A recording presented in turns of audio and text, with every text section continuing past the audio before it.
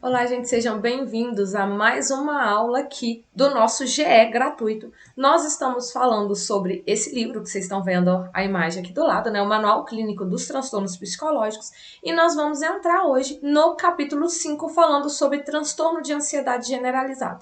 Vocês vão ver aqui que a gente passou toda por uma transformação, né? Até o capítulo 4 a gente seguia o modelo com aulas maiores, aulas que acabavam que ficou muito cansativos, né? As primeiras aí tiveram 2 horas e meia, depois eu tentei diminuir um pouquinho, mas continuou grande. E aí vocês vão ver que eu passei toda uma estrutura aí e vai mudar. Então a minha intenção é que essas aulas fiquem no máximo 40 minutos, tá? Se ficar muito grande aí, será no máximo 40 minutos. E vocês podem comentar aqui, participar, colocar as dúvidas, né? Se ficar alguma dúvida, vocês mandam lá no nosso grupo do WhatsApp, tem o grupo aberto. Quem for pedir o certificado precisa anotar todas as palavras-chave. Eu vou falar uma palavra-chave por aula, tá? Então, por vídeo, terá uma palavra-chave. Esse é o capítulo 5, são 19 capítulos, então não faço ideia de quantas aulas vai ter aí, mas são mais de 19 palavras-chave, precisam anotar todas. Por exemplo, essa primeira parte eu dividi o livro em 3, tá? E quem quiser participar, gente, eu falei que no final terá aí o estudo de caso, né, uma supervisão real. Então, quem quiser trazer uma supervisão de caso real, precisa estar no grupo, principalmente no grupo fechado. Eu vou deixar aqui abaixo, porque no grupo aberto, muita gente fala, acaba que perde o link. Mas eu preciso também, gente, que vocês me contem o que é que vocês estão atendendo. Por exemplo, nesse capítulo nós estamos falando sobre transtorno de ansiedade generalizada. Aí muita gente vem falar comigo e coloca lá assim, o resumo do caso, né? Meu cliente tem preocupação excessiva. Poxa, mas todos os clientes aqui têm a preocupação excessiva. Então, eu quero saber o diferencial, né? Qual que está sendo a sua dificuldade aí, para eu conseguir entender como eu vou poder te ajudar na supervisão. Então, até agora, os comentários que teve lá foram bem vagos, tá? Foram apenas alguns sintomas que são bem gerais, que todos os outros, né, dentro do transtorno de ansiedade generalizada também apresenta. Então, eu quero saber o diferencial, por que nós vamos fazer o estudo desse caso em si. Então, manda lá no nosso grupo, me chama, tem o meu número no particular, então me chama, gente, mas vamos falar aí, porque se não tiver, vocês estão ganhando aqui, né, uma supervisão do tema de forma gratuita. Mas se não tiver caso, aí a gente não vai ter estudo do capítulo 5 de um caso real, tá? E aí, só aproveitando esse momento, o caso real não vai ser disponibilizado aqui no YouTube. Então, precisa estar no grupo, porque o estudo de caso será feito no Google Meet de forma particular, porque a gente não quer correr risco de expor ninguém na internet. E nem falo do profissional em si, né? Por mais que a gente sabe que no estudo de caso tem toda uma transformação, a gente não fala nome dos clientes, a gente não expõe características marcantes do cliente, né? Isso aí a gente tem todo um sigilo profissional, a gente não faz isso, mas independente disso ou não, o estudo de caso será algo, todo mundo pode participar, mas não ficará disponível aqui no YouTube no final. Então, entrem no grupo para que vocês consigam participar aí de forma presencial, tá? Então, voltando aqui, vou falar uma palavra-chave. Anotem a palavra-chave, não vou repetir ela, tá? Então, não adianta também chegar para me falar, Tamires, qual que é a palavra-chave? Eu não consegui assistir, não consegui ver. Assistam, reassistam, mas anotem essa palavra-chave. Até o capítulo 4, gente, né, dia 22 de abril, se encerrou aí a forma de pedir o certificado gratuito até o capítulo 4, tá? Então, quem tá vendo hoje, dia 20, pede aí o certificado ainda até o dia 22. Quem está vendo a gravação não tem como mais pedir o capítulo 4. Acabou. Aí o certificado será a partir do capítulo 5, tá bom? E aí vai depender das horas também que a gente for trabalhando aqui de acordo com o que for rendendo. Então, entrando aqui no capítulo 5, né? Nós vamos falar sobre transtorno de ansiedade generalizada. E quem escreveu esse capítulo foi Elizabeth Homer, Elizabeth Eustin e Susan M. Orsilo, tá? O livro aí, o organizador dele principal foi o David Barlow. Ele já fez aqui algumas alterações com o DSM-5-TR, mas quem está lendo o livro por conta própria vai ver que em alguns momentos ele ainda cita exemplos do DSM-4. Por que ele cita exemplos do DSM-4? Em alguns momentos ele cita porque não houve alteração no diagnóstico, tá? E em outros momentos ele cita para fazer uma comparação entre o transtorno anterior, né, classificado dentro do DSM-4 anterior, e a evolução toda que está aí até hoje. Mas o livro já está todo atualizado. Então, se ele fala assim, segundo o diagnóstico lá do DSM-4, significa que o diagnóstico ainda continua intacto, porque é atualizado aqui dentro do DSM-5-TR. Eu até falei lá no nosso grupo, falei no início, né?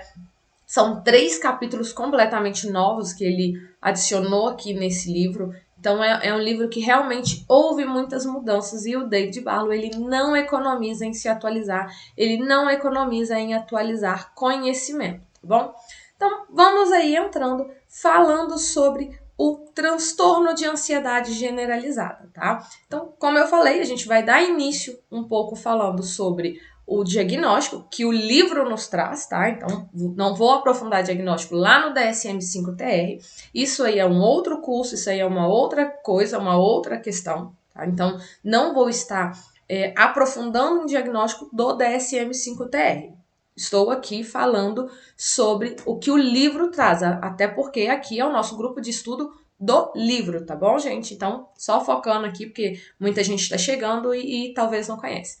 O transtorno de ansiedade generalizada, né, conhecida aí como TAG, muitas das vezes ele vai ser considerado como um transtorno básico. Coloquei aí a base. Ele muitas das vezes é considerado base para outros transtornos, porque raramente a gente vai ver o TAG, né, o transtorno de ansiedade generalizado, sozinho. Por isso que eu coloquei aí. Geralmente ele está ligado aí com outros transtornos de ansiedades, e também transtornos depressivos, tá? A gente vai vendo que ele, a base dele, às vezes começa com transtorno de ansiedade e pode ir se desencadeando para outros transtornos. Isso diz que o transtorno de ansiedade generalizado não é grave? Não. O transtorno de ansiedade generalizado é crônico, tá? É grave. Quem tem transtorno de ansiedade generalizado sofre muito, tá bom? O sofrimento é muito alto, sim, tá? É significativo. Porém, raramente, né? A gente fala como base, mas na verdade é porque ele tem várias outras comorbidades. Então, não é base porque ele é simples, ele é fácil ou ele não é importante. Ao contrário, ele é extremamente importante. E embora tenha várias flutuações intensas, ele é um transtorno crônico e precisa aí de uma atenção muito grande. Antes, nos DSMs antigos, por isso que eu falei da relação de comparar com outros DSMs, as pessoas, né, os profissionais ou as próprias pessoas que tinham aí o contato com a ansiedade generalizada, eles achavam que transtorno de ansiedade não era um transtorno ansioso, mas um transtorno de personalidade, né? Ou um traço de temperamento neuroticismo. Por isso que eu coloquei, é um transtorno de personalidade? É um traço do neuroticismo? Então tinha essa questão de, não, por que acontecia isso? Quando você perguntava para um indivíduo, né, para uma pessoa que tinha o diagnóstico de TAG, né, o diagnóstico do transtorno ansioso generalizado, eles não sabiam, né? Quando que isso iniciou? Não sei, tá? A minha vida inteira eu sofro com isso. Falando de mim hoje, que estou aí com a ansiedade generalizada bem controlada, né? Quem conhece aí o diagnóstico sabe como funciona. E eu sempre falei isso, que desde que eu me conheço como gente, eu lembro aí de relatos meus na infância, bem nova, bem criança, muito ansiosa com várias coisas. Talvez isso se dá, gente, devido a um fator genético, né? Um componente genético que a gente sabe que existe aí nos transtornos ansiosos, mas não tem como explicar. Mas assim, ainda tem pesquisas ainda procurando, buscando encontrar essas questões. Mas aí, por causa disso, de sempre eu tive isso, eu sou assim, né? Síndrome de Gabriela. Eu nasci assim, eu vivi assim, vou morrer assim, né? As pessoas achavam que fazia parte da personalidade. Então, isso é um transtorno de personalidade. Ela não tá ansiosa, ela é ansiosa. Ou não, isso aí é por causa do temperamento, do traço do temperamento do neuroticismo. E aí começou-se, então, buscar aí para descobrir mais. Será que é devido a um fator genético ou comportamental? O que está influenciando? Ou é transtorno de personalidade ou não. Então, começa-se uma busca aí, né? Aí a gente ainda vai acompanhando essas mudanças, né? O livro ainda não traz uma definição, mas a gente sabe que transtorno de ansiedade generalizada não é um traço da personalidade, tá? Não é algo da personalidade. Ele é um transtorno ansioso, tá? Só para falar aqui. E aí a gente vai ver nas próximas aulas, eu coloquei aqui, que é o protocolo baseado na aceitação, que é o que esse livro vai nos trazer. E aí a gente vai falar do protocolo baseado em aceitação na próxima aula, semana que vem, na quinta-feira, tá? A doutora Homer e Orsilo, duas das escritoras aqui desse capítulo, elas vão trazer aí pra gente a abordagem de ponta, né, o que há de mais recente aí, para trabalhar o transtorno de ansiedade generalizada. Hoje, como todo dia, né, tô travando a língua aqui um pouquinho. Então, a gente vai falar sobre baseado na aceitação, porque é uma pesquisa aí, é um estudo que tem sido muito grande usado, tem tido resultados excelentes. E como vocês sabem, David Barlow, nesse livro, ele vem trazer aquilo que há de melhor, aquilo que há de mais recente, aquilo que mais tem funcionado, tá? Então, voltando aqui, falando do capítulo, para falar do protocolo, isso aí a gente vai discutir na próxima aula.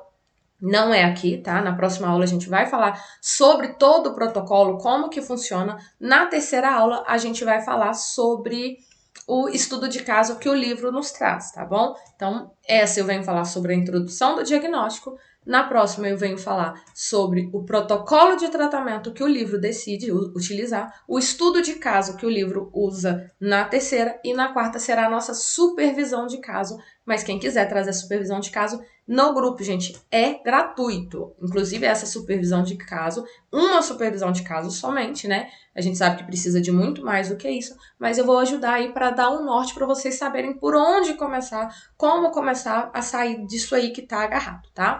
Então, os links vão estar aqui abaixo, então vocês entram ali.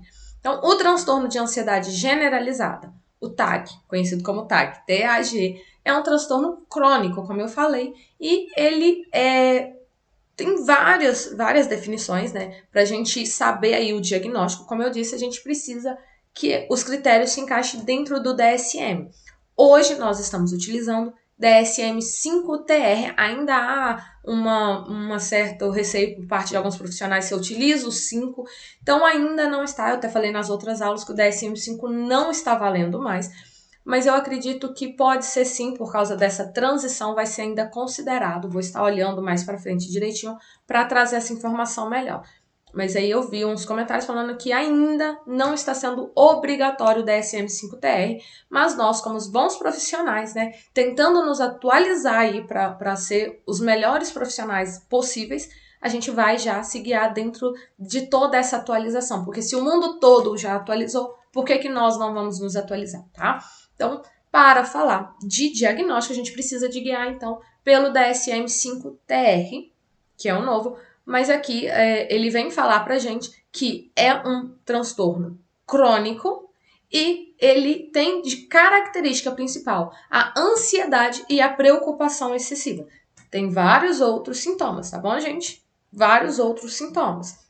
Mas a preocupação excessiva aí, a ansiedade é algo que está o tempo inteiro. A gente vai ver que ansiedade é diferente de transtorno ansioso, tá bom? Porque ansiedade, todo mundo tem ansiedade. Todo mundo tem. É o que a gente considera de ansiedade normal, né? Que de instinto de sobrevivência. E transtorno ansioso é ansiedade patológica, tá bom? Então, todos os transtornos aí ansiosos vai ter um nível de ansiedade. E, inclusive, outros transtornos que não são ansiosos também vai ter ansiedade como um estado emocional característico aí do transtorno. Então, quando eu falar aqui de ansiedade, é um estado emocional ansioso, tá bom? Quando eu falar de patologia, estou falando do transtorno de ansiedade generalizada ou aí de acordo com outro transtorno. E aí a prevalência ao longo da vida, desse diagnóstico, entre 5,7% e 9% para o TAG aí, considerando os critérios do DSM. Claro que a gente está falando de 5,7% a 9%, falando de estudos feitos nos Estados Unidos, tá? A gente sabe que o livro foi escrito lá, então tudo o que a gente se referir aqui, a gente está falando de Estados Unidos, não estamos falando a nível Brasil. Quando a gente tiver uma pesquisa mais atualizada do Brasil, eu posso trazer aqui para vocês para a gente discutir a respeito, tá? Então, o TAG ele é associado a altos níveis elevados, então cerca de 90% das pessoas com transtorno ansioso generalizado tem comorbidade. Nossa, mas é muito, então todo mundo que tem? Não, gente, é 90%. Significa que 10% aí não tem, tá? Então, eu gosto de falar isso, embora é óbvio isso. Muita gente vai olhar e falar 90%, praticamente todo mundo. Não é praticamente todo mundo. É mais de 90%, mas não chega a 100%. Ou seja, toda a regra tem a sua exceção. Então, é um dos transtornos que tem muita comorbidade, tá? E aí, né, não é impossível você pegar uma pessoa com transtorno de ansiedade generalizada puro, não é impossível, você vai pegar, talvez você pegue, mas geralmente a gente vai ver que tem várias outras comorbidades aí, né, vários outros diagnósticos, tá? Então, é um dos transtornos que mais tem comorbidades aí, com outros transtornos mentais.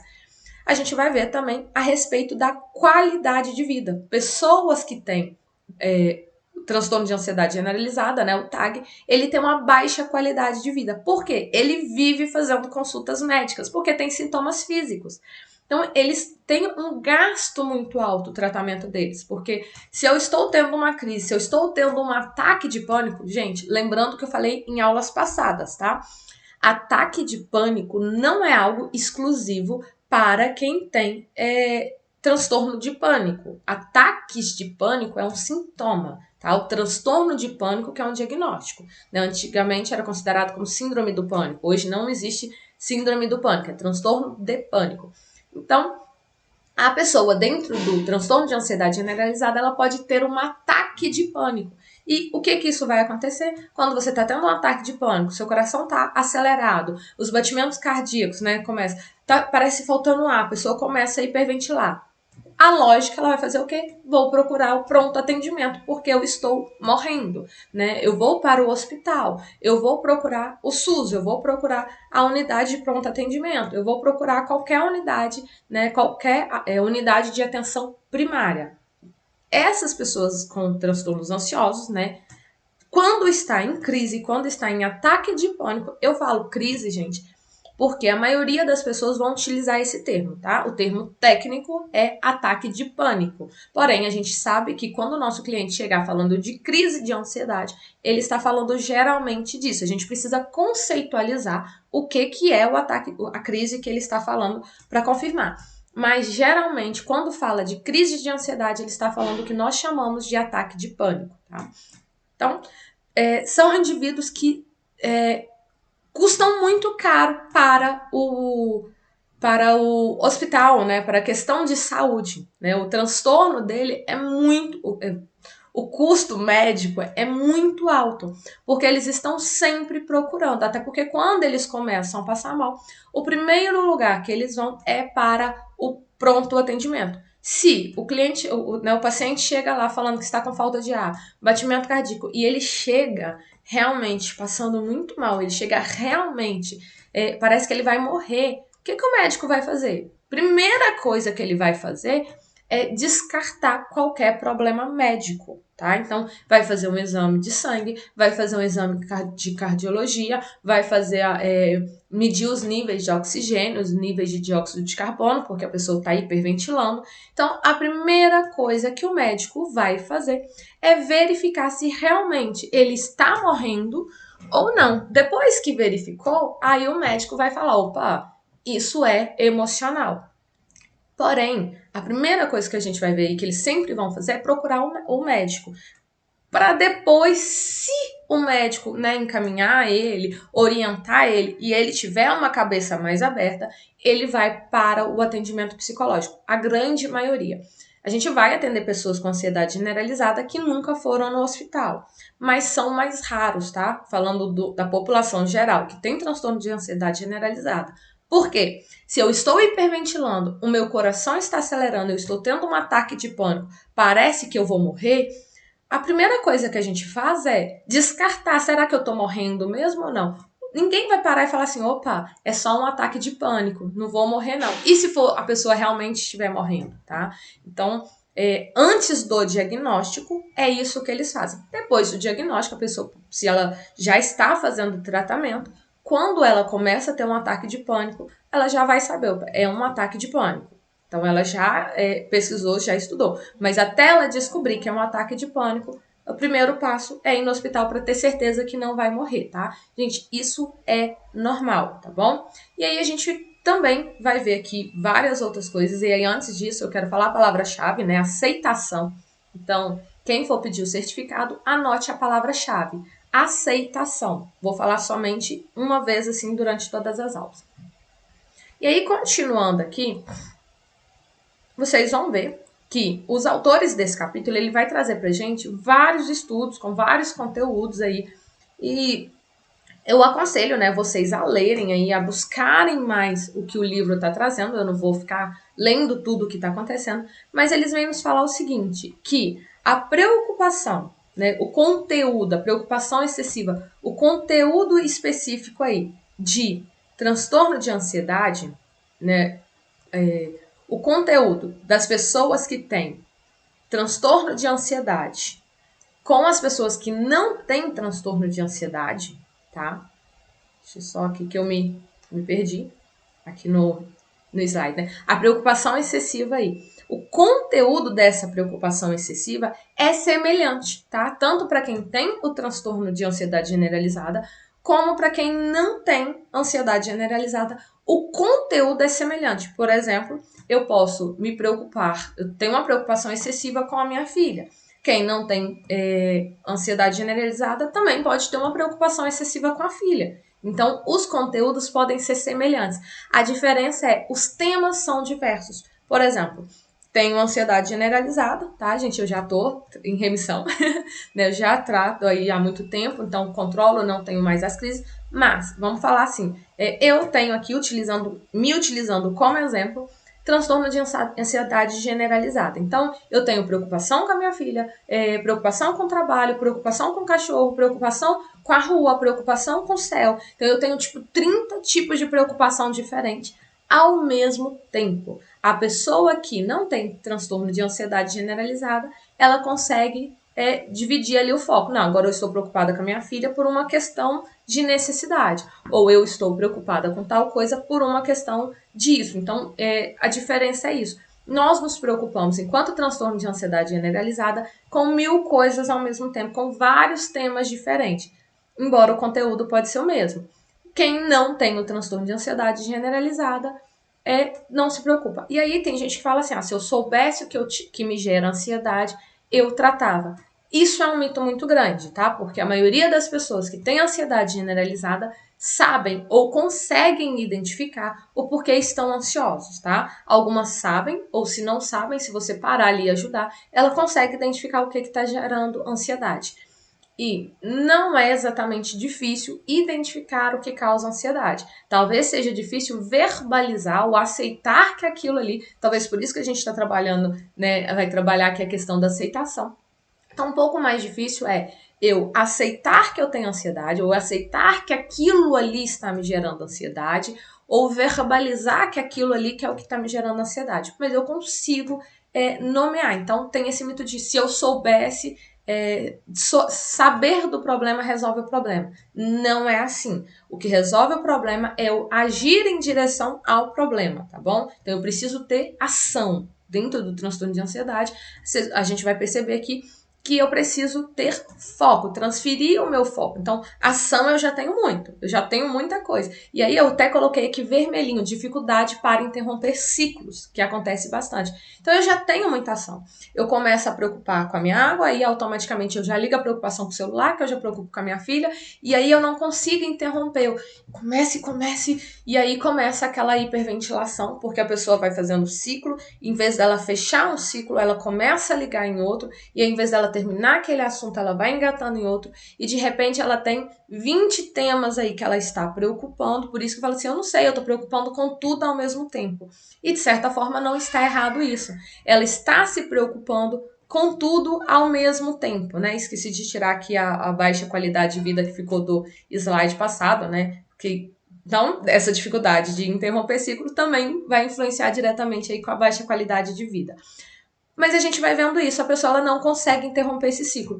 Ela começa a ficar sobrecarregada com tudo aquilo ali. Então tem várias pesquisas que a gente vai ver que vem falando isso, como se elas ficassem presas nessas preocupações. Então, eu começo a preocupar com isso aqui, eu já engato aqui em outra preocupação, e eu já engato com outra, e vou criando vários ciclos, e eu fico presa naquele emaranhado e não consigo interromper, eu não consigo parar, eu não consigo dar fim nesse ciclo de preocupação, tá? E aí alguns autores, né, a gente vai ver que tem várias pesquisas, como eu disse, então leiam um livro, nas referências bibliográficas de cada capítulo, vem trazendo todas as pesquisas, e gente, não é difícil, já achei algumas aí para me ajudar. Então, leiam, tá? É muito interessante vocês lerem, porque o objetivo aqui é estudar o capítulo e não é fazer audiobook, tá?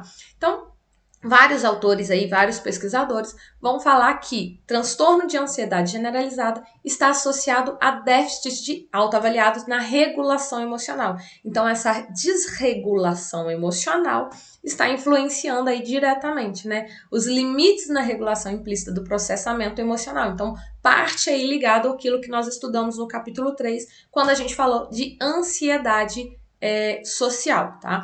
Então, vários estudos aí vão revelar que transtorno de ansiedade generalizada estão associados ao medo e angústia em relação à ansiedade, tá? A ansiedade emocional e a outras emoções. Então, eu tenho medo e preocupação com aquilo que eu estou sentindo, não é com aquilo que está para acontecer. Então, a minha preocupação é o medo que eu tenho. Não é talvez a situação em si. A situação em si me gera ansiedade. Mas eu tô com medo dessa ansiedade que eu tenho.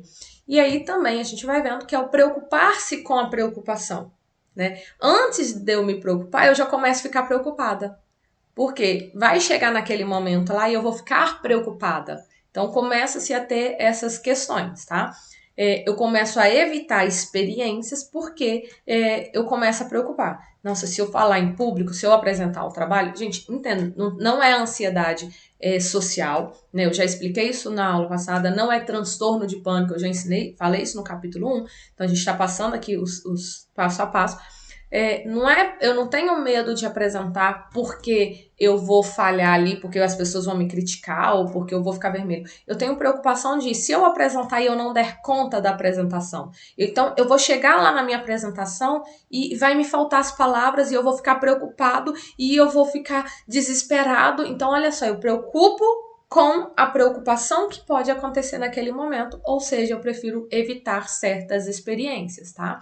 Então a gente vai ver aí que tem muitas pesquisas também que vão documentar uma associação entre transtorno de ansiedade generalizada e intolerância à incerteza. Porque eu quero ter certeza. Vai funcionar ou não? Vai dar certo ou não?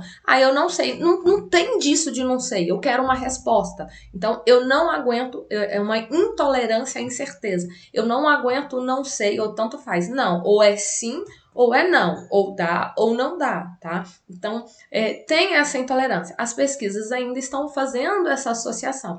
Então, toda regra tem sua exceção. Eu tenho ansiedade generalizada e eu não tenho essa preocupação. Ok, talvez você seja exceção à regra e tá tudo bem, tá? Nada, gente, nada. Quando a gente fala de ser humano, é 100% para todas as pessoas. Sempre tem essas oscilações. Então, a gente precisa estar atento a isso aí. Mas, geralmente, essas pessoas, elas tendem a responder de maneira negativa quando a situação não tem certeza. Ela quer ter certeza porque é uma segurança para ela, tá? Também os pesquisadores vão defender aí que essa preocupação no transtorno de ansiedade generalizada pode contribuir com a continuação ou manutenção dos estados emocionais. Como eu disse, ciclos, né? São ciclos. Então, eu começo a me preocupar e aí vai um gerando o outro e esse ciclo parece que ele não vai terminar nunca, tá? E aí, gente, como eu disse, a aula dessa vez, né? As aulas começam a ser menores, ainda acabou ficando um pouquinho grande, mas no próximo aula, semana que vem, na quinta-feira, a gente vai falar de protocolos de atendimento e eu vejo vocês lá, né? Obrigado por quem assistiu aí, gratidão a vocês. Qualquer dúvida, Deixa aqui no comentário, manda lá no nosso grupo do WhatsApp, anotem a palavra-chave que eu já falei, tá? Então anotem a palavra-chave e eu vejo vocês na próxima aula, gente, e até lá!